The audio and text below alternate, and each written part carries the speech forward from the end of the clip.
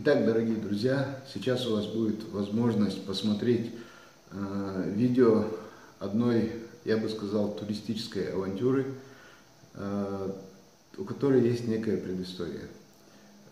Дело в том, что из Германии буквально около 2 недель назад приехал мой родственник Хасин Хаджимурадов, родом из села Новые Атаги.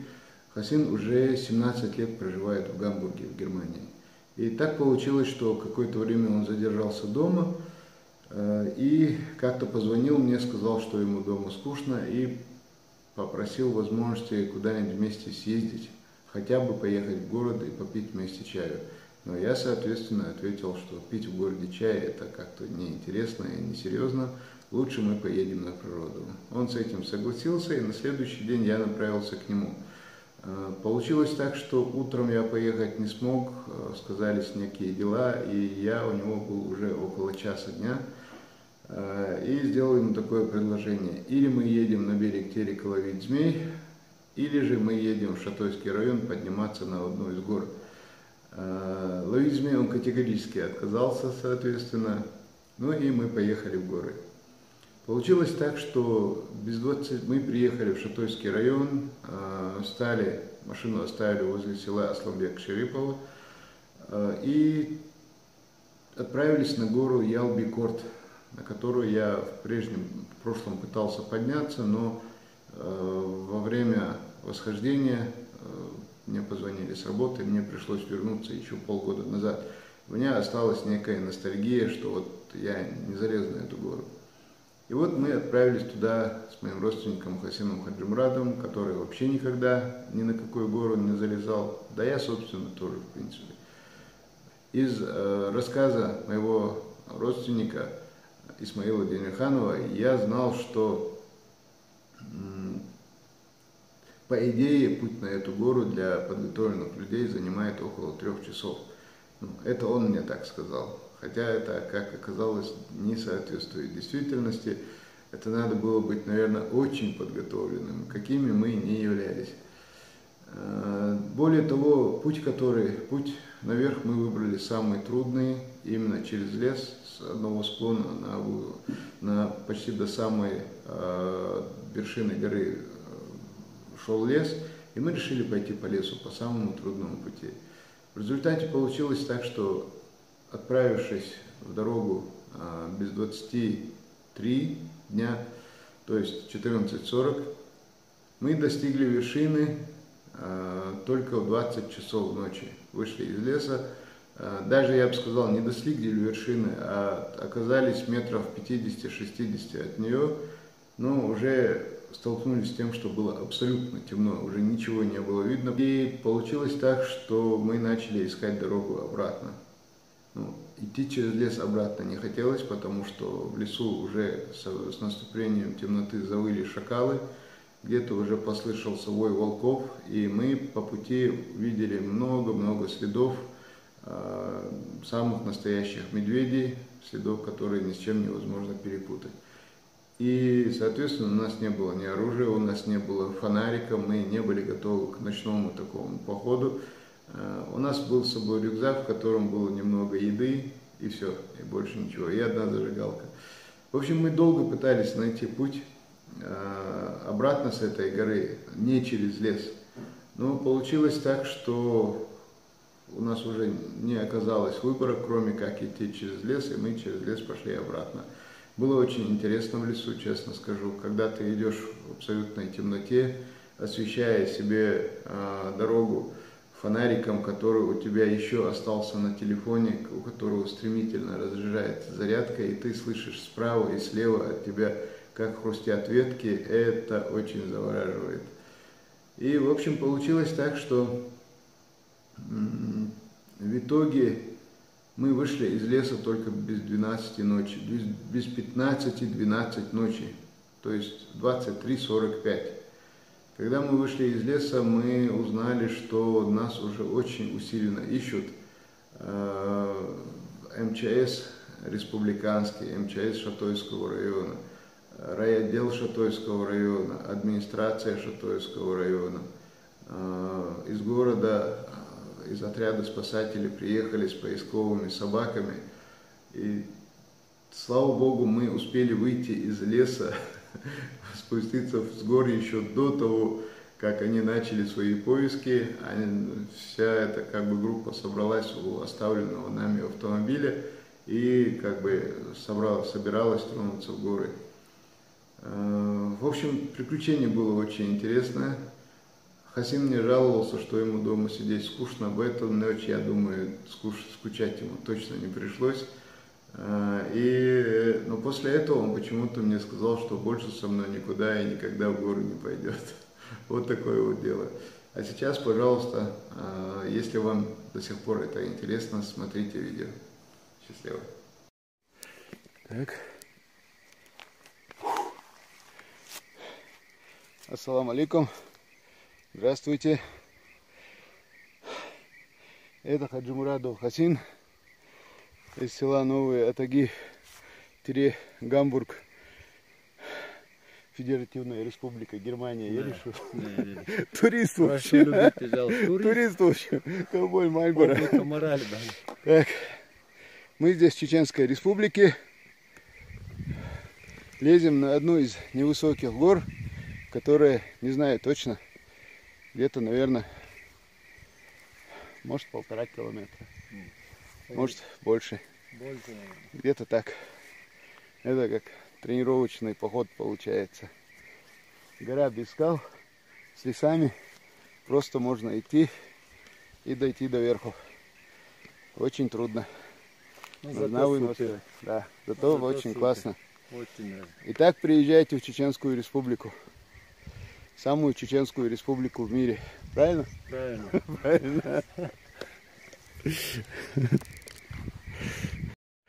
Хасин увидел следы медведя. И решил вниз пойти. И решил пойти вниз. И решил обратно. Так. Следы присутствия медведя здесь повсюду. Мы вам их показывать не будем. 100% повсюду. Не эстетично. Так. Пошли дальше. Вот прям гоем шлял меткшом. Прям вот следы. Самое интересное, это вообще вётче дайгна и он. Вообще как раз шел. Будем надеяться. Будем надеяться.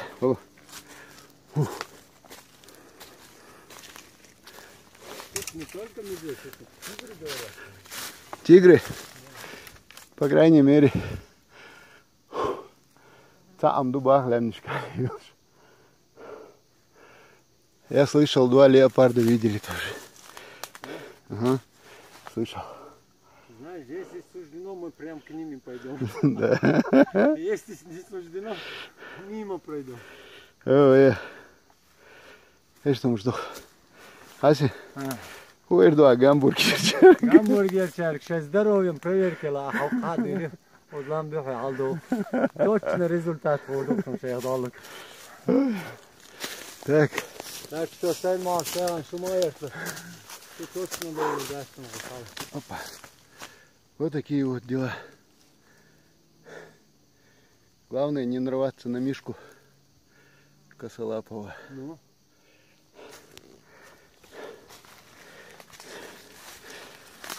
Как не нарваться? Так. Здесь мы лезем на гору, которая называется Бандук в Шатойском районе. Последние метров 100, наверное. Везде видим следы пребывания медведей. В одном месте видели, типа как лежбище. Буквально мы сейчас стоим везде. Видим абсолютно точные доказательства пребывания медведей в виде, в общем, пометов. Их тоже очень много. И в какой-то момент, я не понял, с какой стороны это был ветер, подуло дохлятиной какой-то. То есть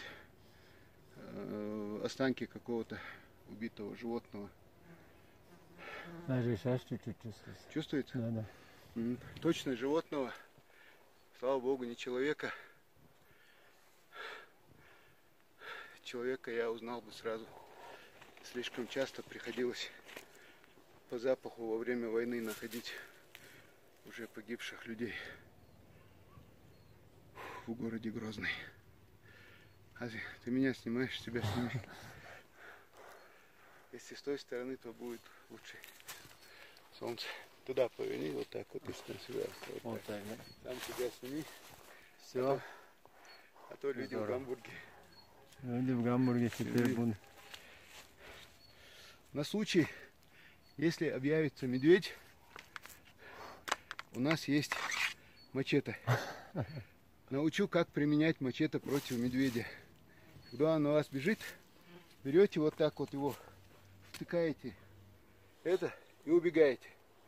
Пока медведь обнюхивает мачете и пытается понять, что это такое, вы успеете убежать подальше.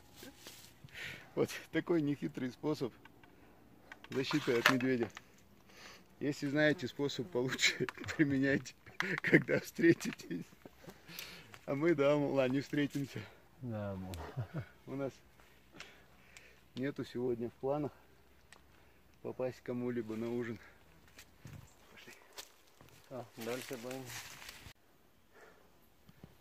Значит, ребят, так крутой уж. Да, интересно, видите? Ассаламу алейкум, махкой. Шон магар. Олам бехи алды лахта. Чуть-чуть осталось. Я вош. Вы директор департамента. Хаджи Мурадо Айсау. Умет Тадж. Тадж. Хазар да лиел шеш гоyon Айса. Ашта лиел шеш. Шуйум цаасан гоур шилас аями. А животные жутик лишь. Чуть-чуть осталось.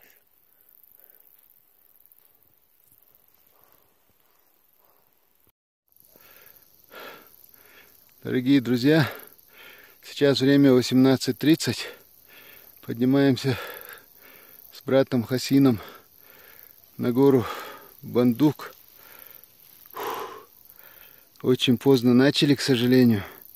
Только в 3 часа начали подъем, думали, что быстро поднимемся. Но сейчас 18:30. Все, солнце уже заходит за гору. Внизу ущелье.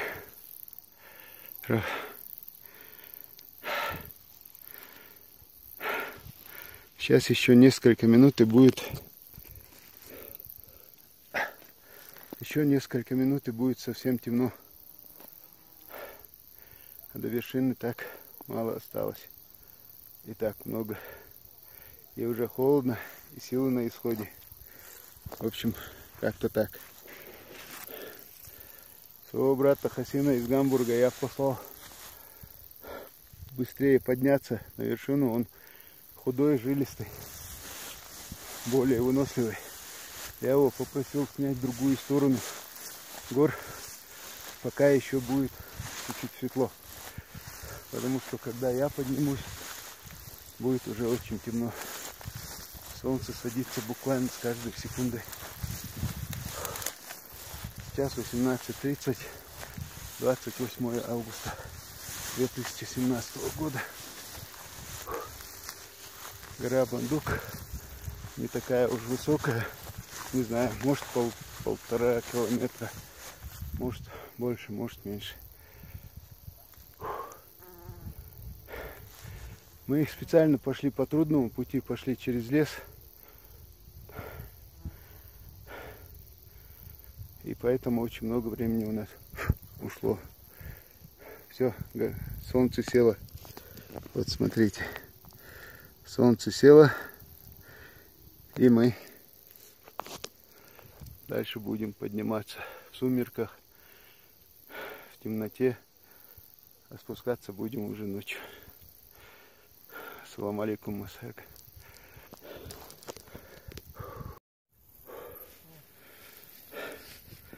Друзья, сейчас на часах. Опа, сейчас посмотрим. 7 часов. Вот. 7 часов.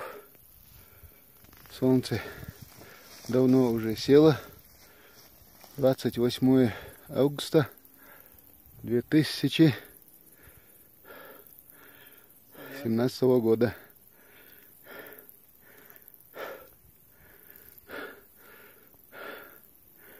Стоило полезть, чтобы оказаться здесь вечером, чтобы услышать вой шакалов. Столько их много оказалось вокруг час. Завыли, минуты 2 выли и умолкли. Так что мы до горе Бандук в Шатойском районе. До вершины осталось максимум, не знаю, метров 200-300, наверное. А может 100 только. Но ночь надвигается. Почти уже пришла. Так что всем привет. Так, дорогие друзья, мы сейчас 7:30 вечера, 28 августа 2017 года. Вот этот вот силуэт ковбоя в шляпе, это Хасин Хаджимурадов из села Новые Атаги, который приехал домой погостить из Гамбурга. Он встретился и залез на самую высокую гору. Да. Как называется? Бандук. Бандук. Мы сейчас в данный момент стоим на самой высоте. Да, ночью. На самой вершине. И вокруг то ли шакалы, то ли волки. Да. Не, это шакалы, как дети. Хасин сказал, что ему еще неделю быть дома, что дома скучно, попросил куда-нибудь его повезти, чтобы не скучно было. Я думаю, сегодня сейчас ему точно не скучно.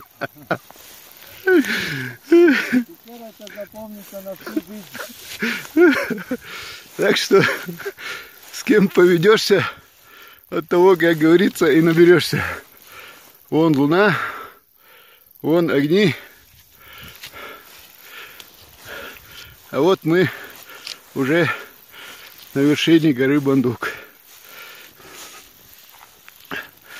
Фух. Вот как-то так.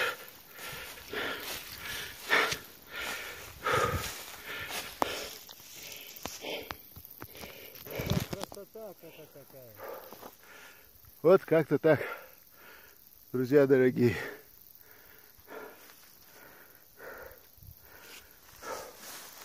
Не водитесь со всякими ненормальными, как я. А то будете бродить по всяким диким местам в темное время суток. Вот так вот. Саламар шалду масаргара. Шютер банду ламдир бюсанюка. Ассаламу алейкум.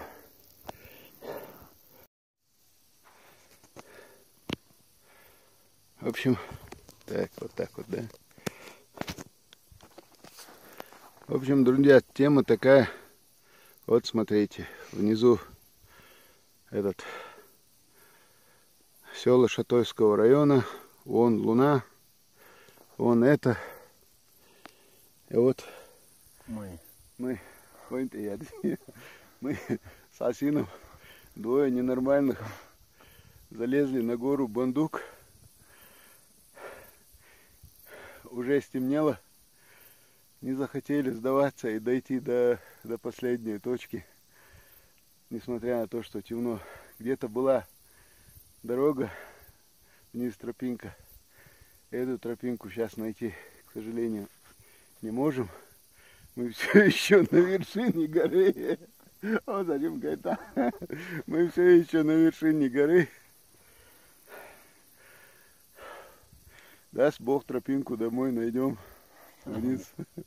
А через лес идти не хочется. Там эти шакалы воют со всеми делами. Волков, правда, пока не слышали, но шакалы, прям какофония, периодически появляется, исчезает, потом какие-то щенята начинают тявкать. В общем, ночью очень интересно в горах, оказывается. Вот так вот. Залезайте в горы ночью. Салам алейкум.